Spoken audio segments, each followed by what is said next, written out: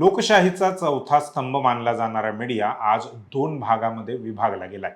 एकीकडे मुख्य प्रवाहातले म्हणवले जाणारे चॅनल्स आहेत, पेपर्स आहेत, तर दुसरीकडे मुकेश मोहन सारखे स्वतंत्र यूट्यूबर्स, नॅशनल दस्तक सारखे डिजिटल प्लॅटफॉर्मवर काम करणारे पत्रकार, चॅनल्स जे सत्तेला प्रश्न विचारण्याची हिंमत दाखवत आहेत. परंतु ही हिंमत सध्या मुकेश मोहनला महागात पडताना दिसते. देशाचे रस्ते विकास मंत्री नितीन गडकरी यांनी मुकेश मोहनवर चक्क 50 कोटी रुपयांचा मानहानीचा दावा ठोकला आहे.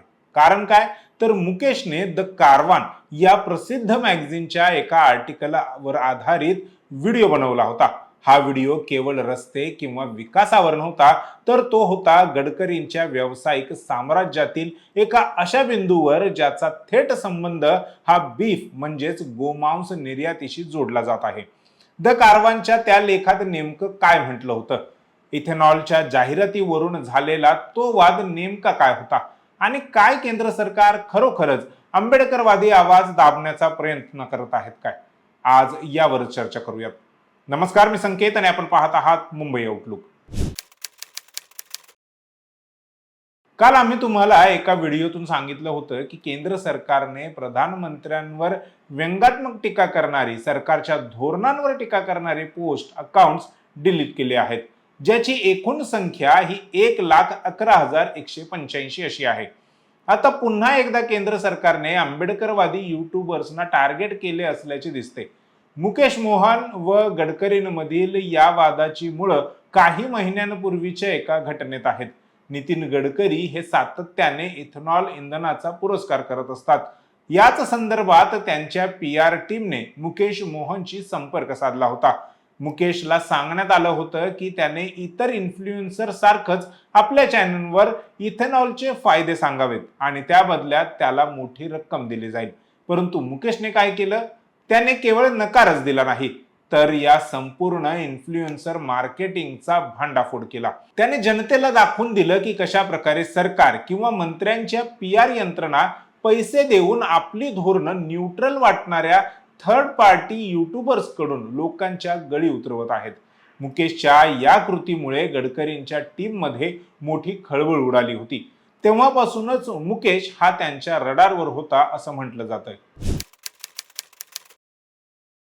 मुकेशने ज्या लेखाचा आधार घेतला तो द कारवान मध्ये the beef company enmeshed in Gadkari's business empire या शीर्षकाने प्रसिद्ध झाला होता. या लेखात काय म्हटलं होतं हे आपण आता समजून घेऊ. मार्च 2022 मध्ये पुणे मुंबई एक्सप्रेसवर लोणावळ्याजवळ पोलिसांनी एक ट्रक अडवला होता. त्यात जवळपास 28 टन मांस होते, ज्याची किंमत 60 लाख रुपये होती. सुरुवातीला संशय होता की हे गोमांस म्हणजेच बीफ आहे.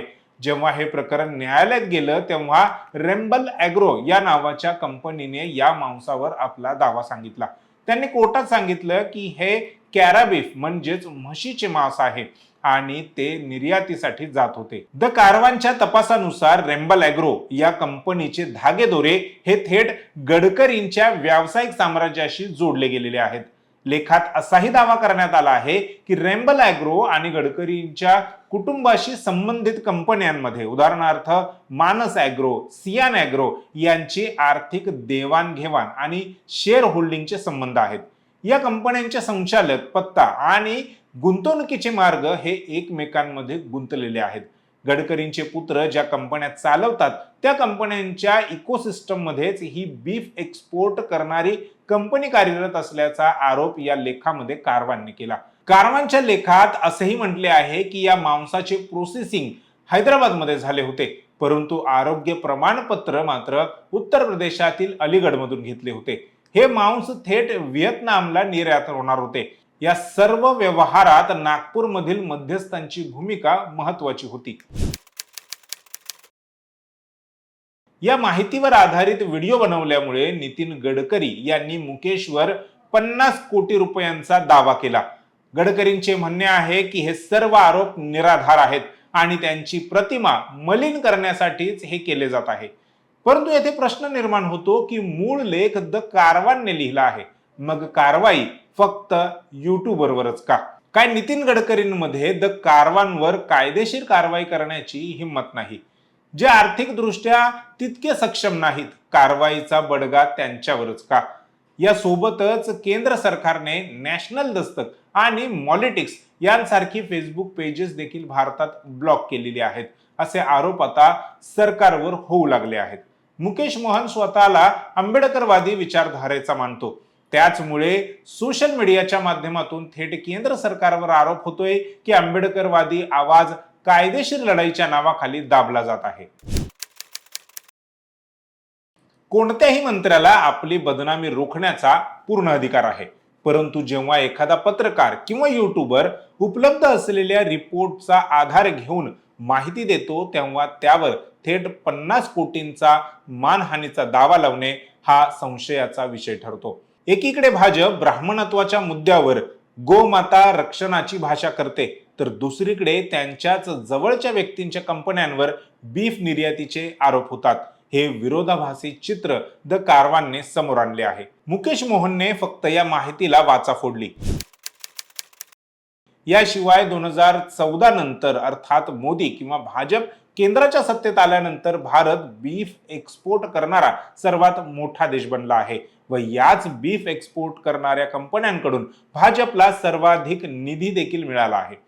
भाजपचे केंद्रीय मंत्री किरेन रिजिजू हे म्हणतात की मी बीफ अर्थात गोमांस खातो व पुढेही खात राहणार. त्यावर भाजपचे लोक चकार शब्दही काढत नाहीत. For example, I eat beef. I am from Arunachal Pradesh. Can somebody stop me? So let us not be touchy about somebody's practices and try to inflict on ourselves. अशा व्यक्तीला केंद्रात मंत्री बनवलं जातं. यावरून भाजप किती दुटप्पी भूमिका घेणारा पक्ष आहे हेच दिसून येतं.